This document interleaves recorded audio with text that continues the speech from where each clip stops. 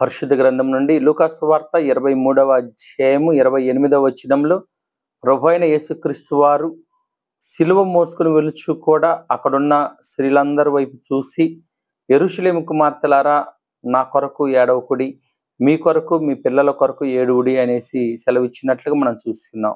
ప్రియులారా, యేసు ప్రభువారు సిలువ మోసే క్రమంలో కూడా, శ్రమ పడే క్రమంలో కూడా మన గురించి, మన బిడ్డల గురించి, మన కుటుంబాల గురించి యేసు ప్రభువారు ఆలోచన కలిగి ఉన్నారు.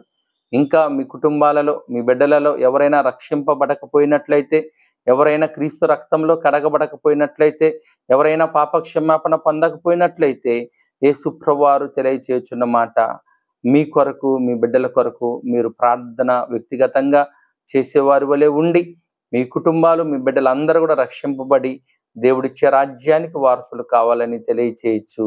దేవుడి వాక్యమును తన వినికిడిలో దీవించి ఆశీర్వదించును గాక. ఆమేన్.